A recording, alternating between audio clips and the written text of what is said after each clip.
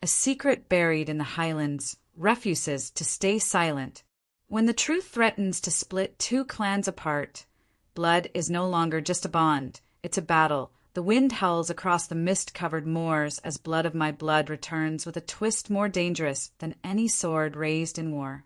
A child once hidden in the cradle of shadows now stands as the key to a legacy that could rewrite the fate of the Highlands. And in this new season, the truth behind the adoption will shatter loyalties, ignite old rivalries, and pull every heart into the storm.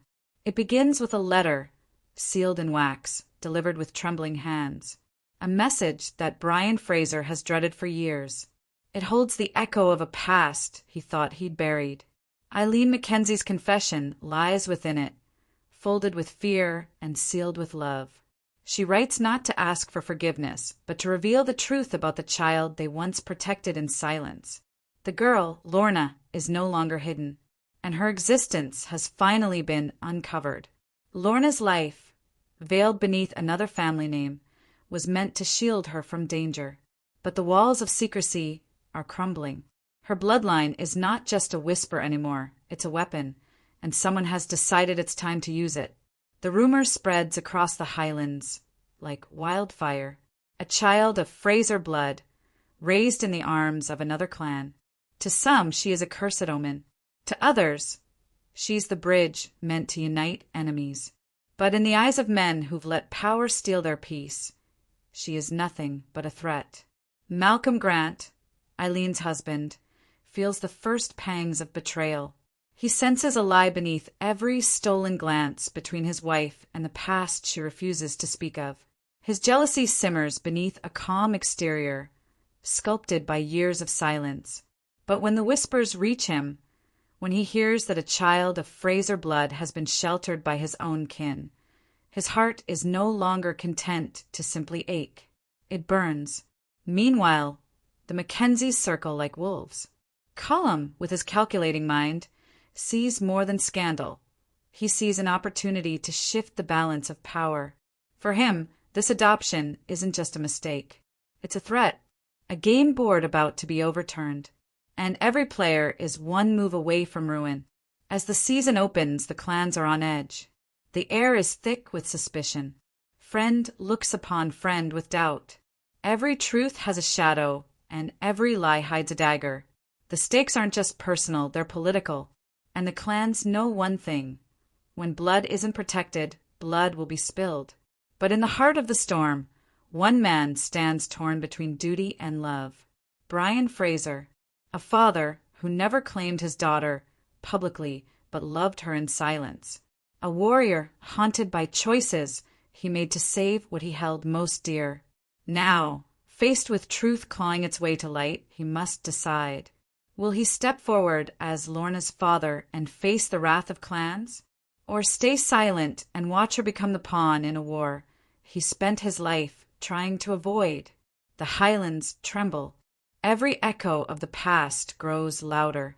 The adoption issue is no longer a secret. It is the fuse to a fire that could consume them all. And the question is no longer who the child belongs to, but who is willing to burn for her. The morning mist still clings to the fields as the clans gather under the cold stone arches of Castle Grant. What was once a place of order and unity now hums with unease.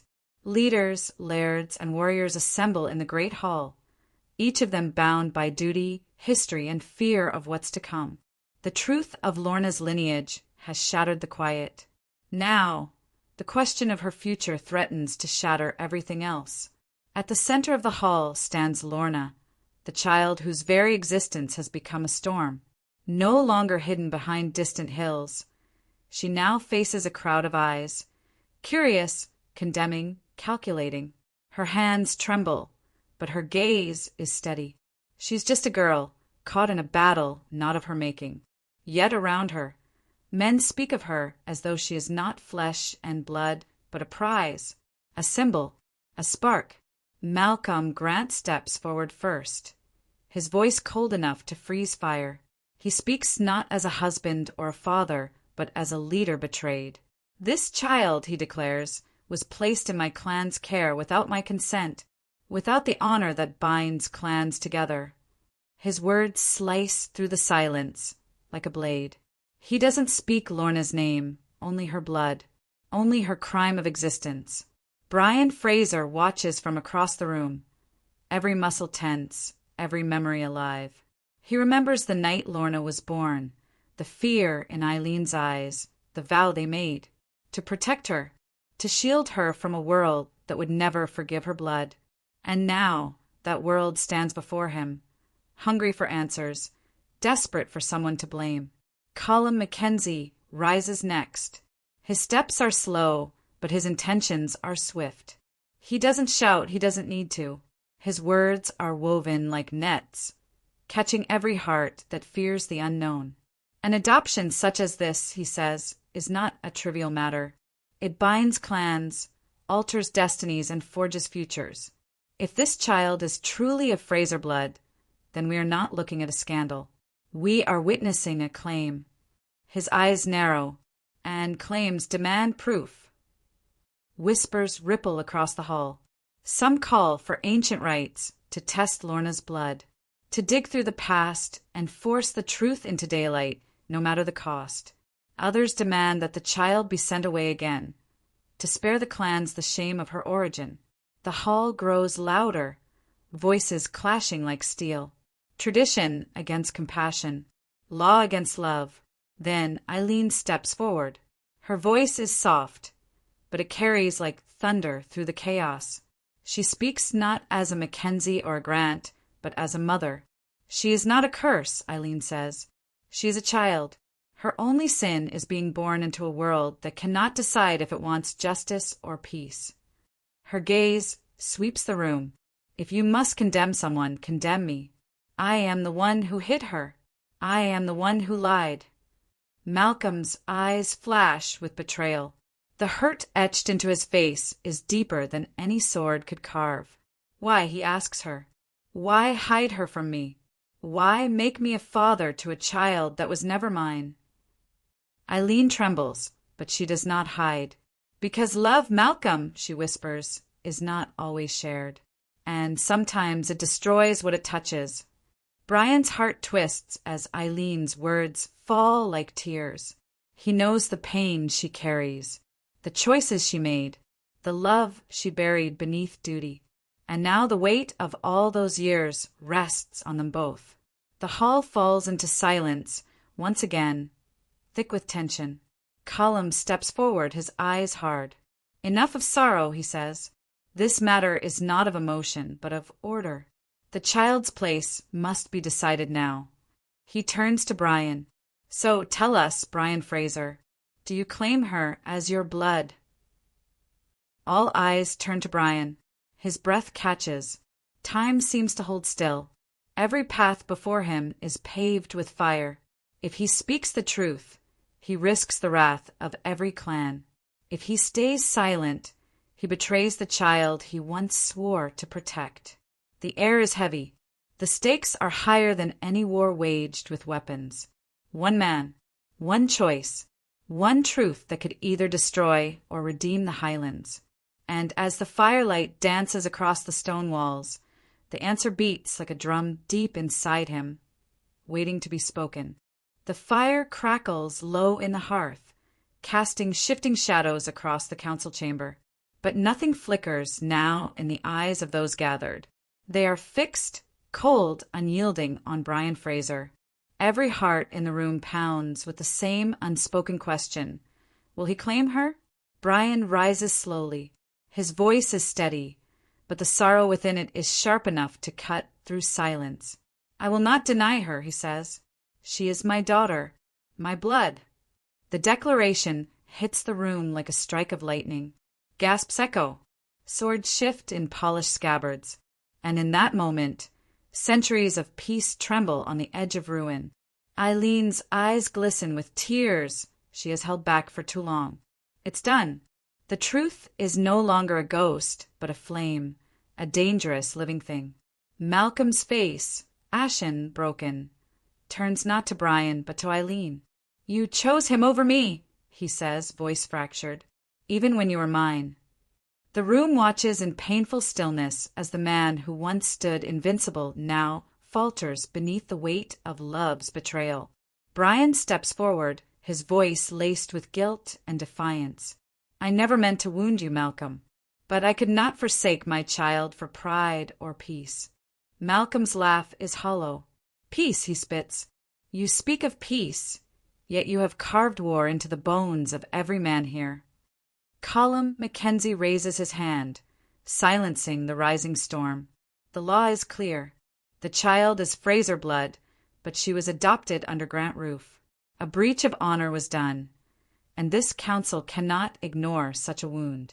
The clans have a right to demand retribution. Whispers swirl again, some thirsting for punishment, others pleading for reason. Lorna stands small amidst these giants of legacy, but her voice, soft, trembling, cuts through like a bell. Please, she whispers, don't fight because of me. Her eyes find Brian's, then Eileen's. I never wanted pain. I only wanted to belong. The hall falls into aching silence. Even Dual Mackenzie, ever the firebrand, lowers his gaze. He's seen enough war to know the cost is always paid in innocence. But the silence shatters when a voice cuts through the chamber from the back, cold as winter steel. Then let her fate decide her place. A man steps forward, cloaked in the red and black of a forgotten clan. A man known only in whispers. Murdoch MacDonald. The room tenses. The MacDonalds had long been exiled from the council, their name a reminder of bloodshed and rebellion. Now, one of their own stands before them, eyes burning with intent. A child of two clans is a rare gift, Murdoch says, but in the wrong hands, she could be the blade that cuts the Highlands apart. He looks directly at Brian. You claim her? Then prove you can protect her. Prove you can hold your blood against the storm that comes. Brian meets his stare, unflinching. I have fought wars. I have watched men die for thrones and titles.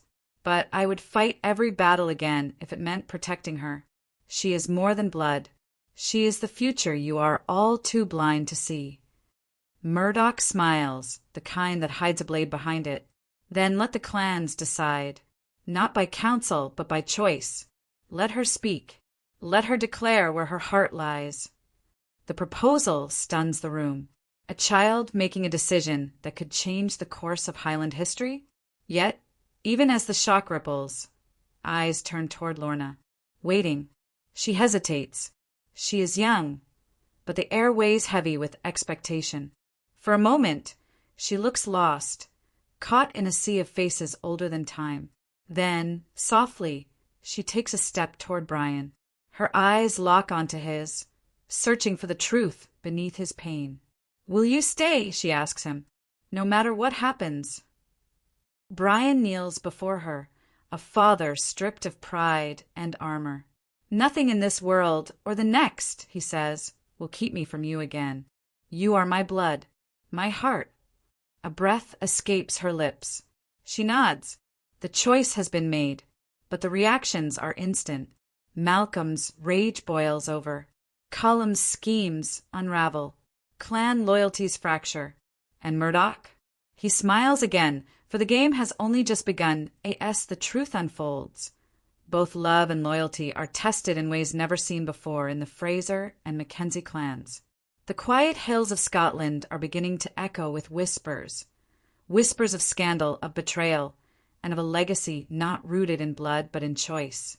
William, unaware of the secrets that have governed his very existence, stands at the heart of a storm that could dismantle everything the Frasers and Mackenzies have fought to protect. The revelation of his adoption isn't just a personal blow. It's a ticking time bomb in a world obsessed with lineage, with birthright, with the rightful claim to clan name and fortune. The American colonies aren't just watching the war stir. They're watching the clans fall apart from within. Brian, strong but wounded by silence, tries to protect William with the only weapon left, his heart. Murtagh, torn between his devotion and the laws of blood, struggles to step back from a battle he never wished to fight. The two men who shaped William's destiny scramble to defend the boy they both love, but time has already chosen sides. Claire and Jamie, still divided by time and untold truths, begin to feel the ripples of this crisis across centuries. They know too well that destiny never stops at one life. It bleeds into generations. Master Raymond, that enigmatic figure once shrouded in mystery, becomes a key to unlocking William's place in the story. Not just who he is, but who he must become. The fight is no longer about the past. It's about what comes next. Will William claim the truth of his origin? Or will the weight of all this deception crush him before he ever finds his way? As clans threaten to fracture and families struggle with truths long buried, one thing is certain. The legacy of the Frasers is no longer just a family matter. It's a decision that could rewrite the course of history once again.